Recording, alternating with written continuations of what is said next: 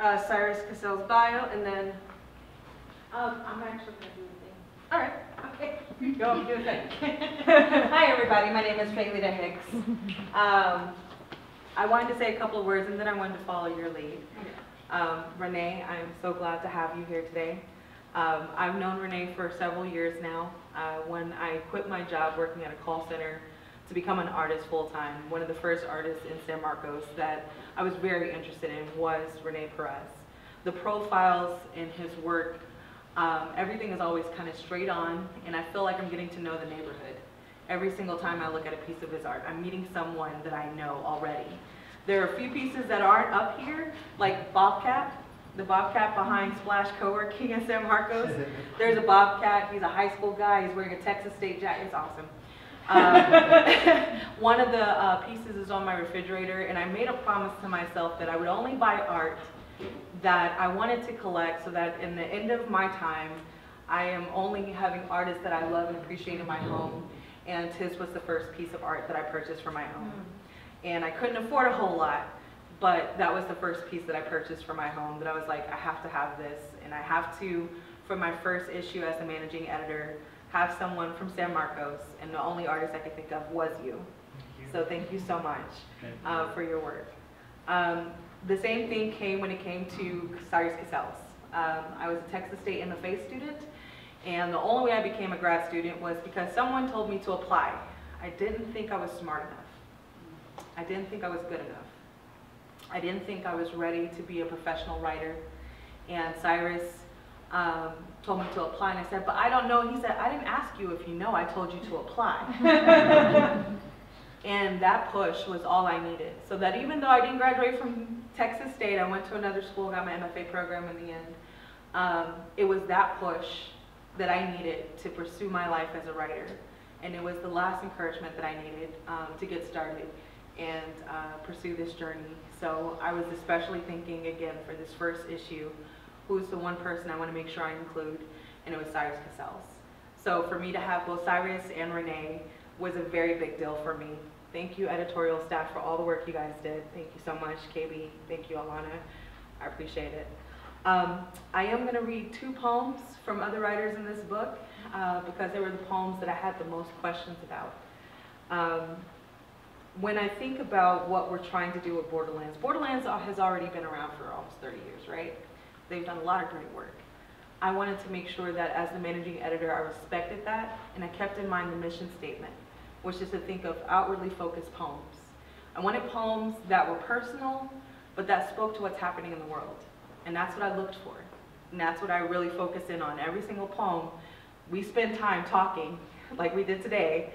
You know, really, is this poem doing the work that is saying, yes, this is a personal experience, but also it interacts with what's happening around them. The first poem I'm going to read to you is Olga Livshin, Fugue. And I was very excited that we got this piece, considering what the current climate of America is right now.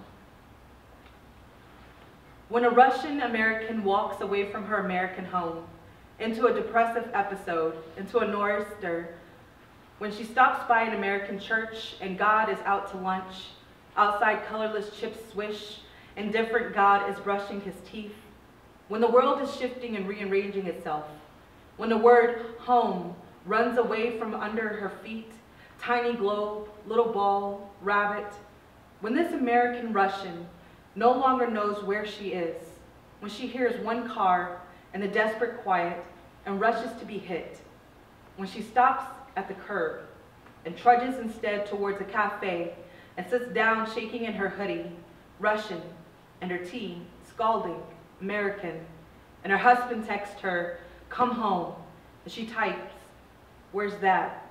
And he texts her, with me. She texts him, come get me.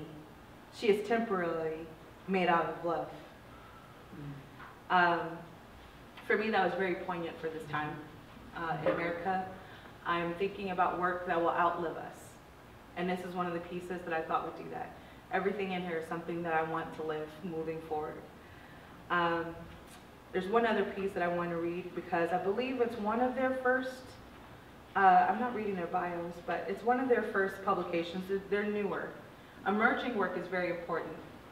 You are not a new artist. But we haven't gotten you global yet, right? And that's what I hope to see, is that other people get to see your work. I wanted to, not just San Marcos. I wanted your work to be seen outside of San Marcos. Yeah. The writers in this journal, I'm hoping that other people will see you outside of this small space. And so when I saw this writer's work, I wanted to share it with more people. And so this is Aerik Francis. Growing and Positioning Systems, GPS, on page 12. I'm gonna look for my body yet.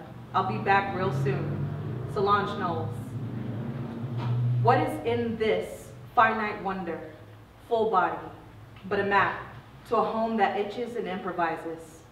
Our heads, our hair, each keys and paths to ourselves, layered membrane.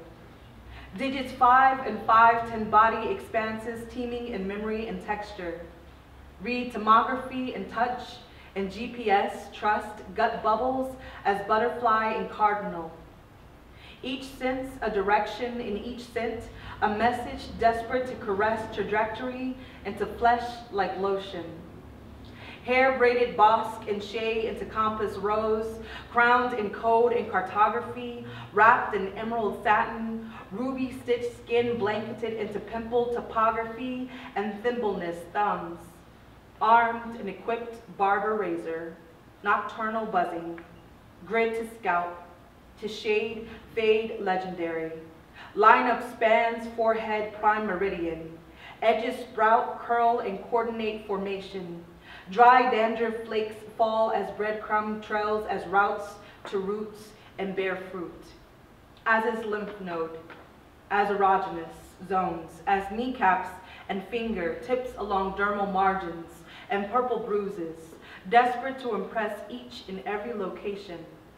The bounce and the grease, the crusting decay of busting bud and zit, the cyst benign, reminders of cycle sublime.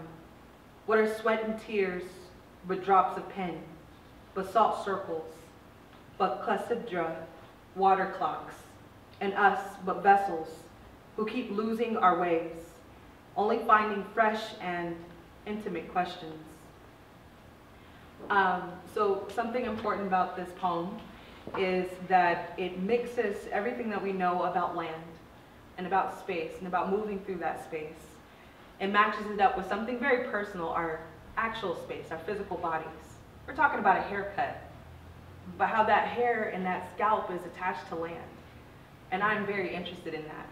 I want to know how our bodies reflect the places that we live and that we exist in. I'm very interested in how we can connect personal with what's happening very globally. I'm saying this because I hope somebody who's going to submit will learn what we're looking for just a little bit. So I appreciated the fact that that person spent that amount of time to connect what's happening with the land to their personal body and redefining that and finding the best words to explain what's happening. It's very rhythmic. This is by a Black author. It's very rhythmic, but it's also very smart. And that's something that I appreciate. I'm constantly looking for work that's going to be smart in its efforts. It doesn't have to be a traditional form. It just needs to do something new and exciting. So I hope you guys enjoy the issue. Every issue you purchase helps us to continue to do this. So please get a current copy and then get a back copy. It would be much appreciated. One day we'd like to pay our writers. Cyrus Cassell.